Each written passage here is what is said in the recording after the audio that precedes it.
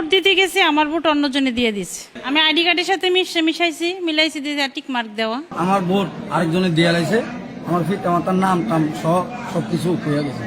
এত বছর পর আশা আঙ্কা করে আইলাম ভোট দেওয়ার জন্য, তাও দিতে পারলাম না। দর্শক, গত সারা রাতে বিভিন্ন জায়গায় জাল ভোট দেয়া, ভোটকে প্রভাবিত করা, ব্যালট পেপার ম্যানিপুলেট করা সহ নানা অভিযোগ, অন্তত শত শত ঘটনা গণমাধ্যমে, সামাজিক যোগাযোগ মাধ্যমে সয়লাভ হয়ে গিয়েছিল। সারা রাত যেন একটা আতঙ্কের রাত কেটেছে এবং রাতের যে পরিস্থিতি শুরু হয়েছিল তাতে করে আলোচনা হচ্ছিল যে আওয়ামী লীগের আমলে 2018 নির্বাচনকে যেভাবে বলা হয় দিনের ভোট রাতে হয়েছিল, তেমনি এবারেও মাগরিবের পরেই ভোট প্রক্রিয়া শুরু হয়ে গিয়েছিল, সেটা ফজরের আগে শেষ হয়ে যাবে কিনা সেরকম আলোচনা চলছিল। এবং সত্যি সত্যিই আমরা ব্যাপারগুলো দেখলাম যে ফজরের ওয়াক্তের মধ্যেই ব্যাপারগুলো সব থেমে গেল।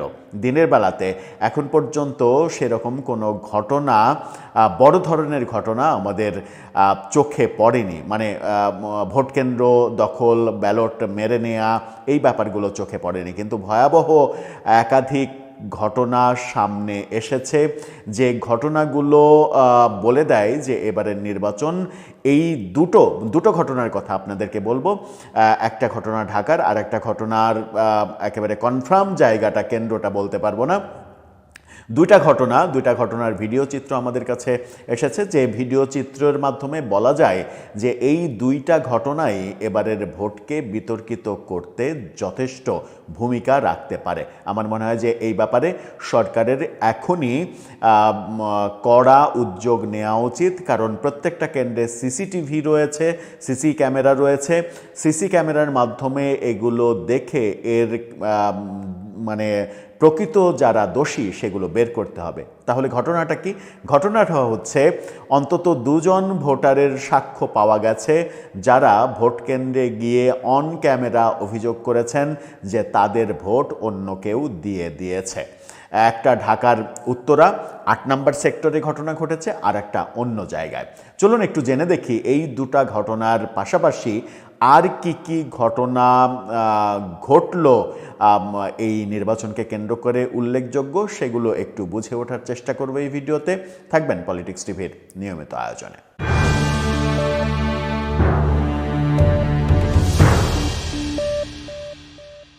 দর্শক, বলছিলাম যে অন্তত দুটা কেন্দ্রে আজকে এই ঘটনা ঘটেছে যে একজনের ভোট আরেকজন দিয়ে দিয়েছে এবং প্রকৃত যিনি ভোটার তিনি ভোট দিতে পারেননি। এই বাস্তবতা, এই ভিডিও চিত্র আপনাদেরকে দেখানোর আগে প্রাসঙ্গিকভাবে আরও কিছু আলোচনা করি। গত রাতে কুমিল্লার দেবিদ্বারে হাসনাত আবদুল্লার গাড়ি আটকে দিয়েছিল সেনাবাহিনী, এবং দেখেছি সেনাবাহিনীর সঙ্গে অনেকক্ষণ তিনি বাদানুবাদ করছেন, এবং সেই সময় তার ক্যামেরা ফেসবুক লাইভে ছিল। এবং রাতের বেলায় তিনি কেন ঘুরছেন, গাড়িতে 4-5 জন নিয়ে ঘুরছেন, এটা ঘোরা যাবে না, সেনাবাহিনীর সঙ্গে তিনি তর্ক করছেন। এবং সেই সময় দেখা গেল যে সেনাবাহিনীর ব্যাপারে, সেনাবাহিনীর সম্পর্কে এতদিন হাসনাত আবদুল্লাহ যে অ্যাগ্রেসিভ টোনে কথা বলেছেন, এইবার এসে তার টোনটা অনেক নেমে গিয়েছিল। এবং এই খবরটা রাতে ছড়িয়ে পড়ে সামাজিক যোগাযোগ মাধ্যমে, ছড়িয়ে পড়ে নেগেটিভলি, যে মানে সেনাবাহিনী হাসনাত আবদুল্লাহকে ঠেকিয়ে দিয়েছে, ধরেছে, এরকম নেগেটিভলি ছড়িয়ে পড়ে। যদিও সেরকম কোনো ঘটনা ঘটেনি, তিনি লাইভে ছিলেন, ওই সময় তাকে আটকে তাকে বাসায় ফিরে যেতে বাধ্য করা হয়েছে। রাতে বিভিন্ন জায়গায় তিনি ঘোরাফেরা করছিলেন, এই ক্যাম্পেইন করা যাবে না, বাকবিতণ্ডা হয়েছে, কিন্তু সেগুলো হয়েছে মানে মিটমাট হয়েছে পরে, কিন্তু সেটা প্রচার হয়ে গিয়েছিল যে সেনাবাহিনীর কাছে হাসনাত আবদুল্লাহ কট, যা হয় সামাজিক যোগাযোগ মাধ্যমে। এছাড়া আমরা যেটা দেখেছি সেটা হচ্ছে যে সেই দেবিদ্বারেই এক যুবককে ধরেছে স্থানীয় লোকজন, এবং সেই যুবকের কাছে হাসনাত আবদুল্লাহর লিফলেট, পোস্টার, এমনকি রঙিন লিফলেট পর্যন্ত দেখা গেছে, যেগুলো ছাপানো একেবারে নিষিদ্ধ। রঙিন লিফলেট দেখা গেছে এবং তার কাছে লিফলেট, এডা ওডা সহ টাকা পাওয়া গেছে, এবং অভিযোগ যে তিনি রাতের বেলা টাকা বিলি করছিলেন, এরকমটা অভিযোগ করা হয়েছে। এই ভিডিওটা একটু দেখে আসুন, সেখানে দেখা যাচ্ছে রঙিন লিফলেট এবং তার টাকা এরকম অভিযোগ করা হয়েছে। এই ভিডিও ছড়িয়ে দিয়ে যে হাসনাত আবদুল্লাহ টাকা বিতরণ করছেন, যখন হাসনাত আবদুল্লাহ ট্রাক মার্কার প্রার্থীর পক্ষে বিভিন্ন জায়গায় টাকা বিতরণ করা হচ্ছে, এই অভিযোগ করেই আসছেন উপর্যুপরি। দেখে আসুন। এনসিবির নেতা, ঠিক আছে, এনসিবি গেঞ্জি, এই ভোটার লিস্টগুলো দেখেন, এই ভোটার লিস্টগুলো সব ভোটার লিস্ট, আর এগুলো দিয়ে এনসিবি তরফ থেকে এই ভোটার স্লিপ, এই পোস্টার ব্যানার, এগুলা এই যে দেখেন রঙিন পোস্টার, এই দেখেন এই যে অর্থ, এই যে টাকা, এই টাকা, এই যে অর্থ। এই ভিডিওটা ছড়িয়ে পড়া হাসনাত আবদুল্লাহর মানে ইয়ের জন্য, সম্মানের জন্য বেশ ক্ষতিকর, এবং এই ক্ষতিকর ঘটনাটা ঘটতে দেখেছি আমরা গত রাতে। কিন্তু মানে ঘটেছে যখন, তখন তো আর করার কিছু থাকতে পারে না। ঘটনাটা ঘটেই গেছে। ঘটনাটা যখন ঘটে গেছে তখন আরেকটা ঘটনা আমরা দেখেছি, যে ঘটনাটা দেখা গেছে যে বেশ কিছু ব্যালট পেপার নিয়ে এবং সেই এনসিপির দুই নেতা, এনসিপির যে যুবশক্তি উইংসের দুই নেতা, তারা ধরা পড়েছে স্থানীয় জনতার হাতে, এবং তারা অন্তত 10টি ব্যালট পেপারের বই বিভিন্ন জায়গায় বিলি করে বেড়াচ্ছে এরকম অভিযোগ করা হচ্ছে। কিন্তু তাদের দাবি এগুলো নমুনা ব্যালট ছাপানোর জন্য এত ব্যালট তারা ছাপিয়েছে কেন, সেই প্রশ্ন উঠেছে। সেই ভিডিওটা একটু দেখে আসুন। সেই ভিডিওটা দেখলে বুঝতে পারবেন যে রাতে এনসিপির বিরুদ্ধেও এক ধরনের প্রচার ছড়িয়ে দেওয়ার চেষ্টা করা হয়েছে। এগুলো কতগুলো আপনাদেরকে দিছে? এগুলো আমাদের 10টা দিছে। 10টা বান্ডিল। আর বাকি দেখি সামনে দেন, সামনে নেন তো, সামনে নেন। কতগুলো বিতরণ করছেন এখন পর্যন্ত? 8টা করছি, তার মধ্যে মানে 8টা বান্ডিল করছেন। 8টা বান্ডিল কতগুলো করে আছে জানি না, ওটা আমরা বলতে পারবো, ওটা করাই না আমরা। এই ভিডিওতে যারা দুইজন ছিলেন তারা কিন্তু দাবি করেছেন যে এই ব্যালট নমুনা ব্যালট, এবং ব্যালটে লেখা আছে নমুনা ব্যালট। কিন্তু যারা ধরেছে তারা বলছে যে নমুনা ব্যালট এটা যে লেখা আছে, এই লেখাটা তো বোঝাই যায় না, এই অভিযোগ করেছেন। এবং 10টা ব্যালট, যে ব্যালটের বই, 10টা বই তারা নিয়ে ঘুরছে। তারা দুইজনই যদি 10টা নিয়ে ঘুরে এবং 8টা অলরেডি বিতরণ করা হয়েছে, 2টা তাদের কাছে আছে, তাহলে আরও কত ব্যালট ছাপানো হয়েছে। এই ব্যাপারগুলো নিয়ে বিতর্ক তৈরি হয়, যদিও শেষ পর্যন্ত এই ব্যাপারে তেমন কোনো বড় ধরনের কোনো অভিযোগ আমরা শুনিনি। এবার আসা যাক আজকে দিনের বেলায় যে 2টা ঘটনা ঘটলো। প্রথমে যাই আমরা ঢাকার উত্তরায় 8 নম্বর সেক্টরে একটা কেন্দ্রে একজন প্রার্থী, তিনি অভিযোগ করছেন যে তার ভোট তিনি আসার আগেই অন্যজন দিয়ে দিয়েছে। তিনি যখন ভোট দিতে যান তখন তাকে জানানো হয় আপনার ভোট তো হয়ে গেছে।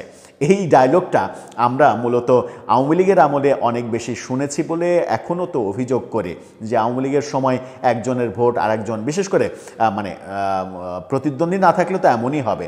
2014 সালের ভোট, 2024-এর ভোট, 2018-র ভোট নিয়েও তো বিতর্ক রয়েছে। এই ভোটগুলো নিয়ে যখন বিতর্ক হয় তখন এই যে ইতিহাসের সেরা নির্বাচন যখন আমরা করছি, তখন এই ভোটেও এরকম অভিযোগ আসলো। বাংলাদেশ প্রতিদিন এই খবরটা নিশ্চিত করেছে, কোনো মানে ফালতু কোনো সোর্স থেকে এই কথাটা বলছি না। বাংলাদেশ প্রতিদিন এই খবরটা নিশ্চিত করেছে, যেহেতু বাংলাদেশ প্রতিদিনের মানে একেবারে চ্যানেল থেকে এবং তাদের পোর্টাল থেকে এটা নিশ্চিত করা হয়েছে। তাদের ভিডিওটা ছোট্ট একটু করে দেখে আসুন, কারণ সেখানে একটা কপিরাইটের ইস্যু থাকতেই পারে। ভোট কেন্দ্রে ঢোকার পরে আপনার এই ব্লাড টেবিলে গেছি, টেবিলে যাওয়ার পরে স্লিপ মিলানোর পরে আপনার ভোট হয়ে গেছে। কে বলছে? বলতেছে যারা ভোট করতে লিস্ট করতেছে আর কি। এই ব্যক্তি দাবি করছেন যে তিনি সেনাবাহিনীর কাছে অভিযোগ করেছেন, সেনাবাহিনী অভিযোগ তদন্ত করে দেখছে। পরে আমরা দেখেছি যে এই ভিডিওতেই, যেটা আপনাদেরকে পুরোপুরি দেখাতে পারলাম না, এই ভিডিওতেই দেখা গেল যে সেনাবাহিনীর সদস্যরা তাকে নিয়ে ভোট কেন্দ্রের বাইরে নিয়ে গেলেন এবং গাড়িতে করে কোথাও একটা নিয়ে গিয়েছেন তাকে। আমি মানে শেষ পর্যন্ত বোঝা যায়নি যে এই ভদ্রলোকের পরিণতি কি হলো অভিযোগ করার প্রেক্ষিতে। আরেকটা ভিডিও সামনে এসেছে, যে ভিডিওতে এক ব্যক্তি দাবি করছেন যে তার ভোট অন্য একজন দিয়ে দিয়েছে এবং ওই নির্বাচনী কেন্দ্রে অন্য যারা ভোট সংশ্লিষ্ট কর্মকর্তা আছেন তারা এই ব্যক্তি যেন ফেসবুক লাইভে এরকম কথা বলতে না পারে তাকে বাধা দেওয়ার অনেক চেষ্টা করছেন। এই ভিডিওটা দেখে আসুন। আমি ভোট দিতে পারি নাই, আমার ভোট ওনারা কে দিছে জানি না, তো আমাকে এখান থেকে বের করে দেওয়া হচ্ছে। আমি ভোট দিতে কিন্তু পারি নাই, এখনো বললাম আমি এই যে কেন্দ্রের সামনে আছি। তার হাতে কিন্তু ভোটার আইডি কার্ড ছিল এবং ভোটার আইডি কার্ড সহ তিনি দাবি করছেন যে তার ভোট অন্য আর একজন দিয়েছে। এরকম ঘটনা, একাধিক ঘটনা যখন সামনে আসে, একাধিক ঘটনা নিয়ে যখন আলোচনা হয়, তখন এই ঘটনাগুলো ভোটকে, গত রাতে যে ঘটনাগুলো ঘটেছে অন্তত 12 জন জামাতের নেতা কর্মী বিভিন্ন জায়গায় আটক হয়েছেন। এই ঘটনা দেখেছি, বিভিন্ন জায়গায় ভোটকে প্রভাবিত করার ঘটনা ঘটাতে গিয়ে এরকমটা আমরা দেখেছি। কিন্তু গত রাতের ঘটনাগুলো যে আমরা ধরে নিতে পারি যে ভোট শুরু হওয়ার আগের ঘটনা, কিন্তু ভোট শুরু হওয়ার পরে একজনের ভোট আরেকজন দিয়ে দিবে, এই ঘটনা যদি ঘটে তাহলে ভোটে স্বচ্ছতার প্রশ্ন আসবে, তাহলে ওই আগের মতোই একই ব্যাপার হবে। নতুন যে বাংলাদেশ, আজকে প্রধান উপদেষ্টা তিনি যখন ভোট দিলেন সেখানে ভোট কেন্দ্রের মধ্যেই সাংবাদিকদের বুমের সামনে তিনি কথা বললেন নতুন বাংলাদেশ, আজকে নতুন বাংলাদেশের আমরা জন্মদিন পালন করছি, আমরা সবাই উৎসব করে জন্মদিন পালন করব এবং অতি উৎসাহী হয়ে তার সামনে তাকে খুশি করার জন্য সবাই শেষে বলে উঠলেন ঈদ মোবারক।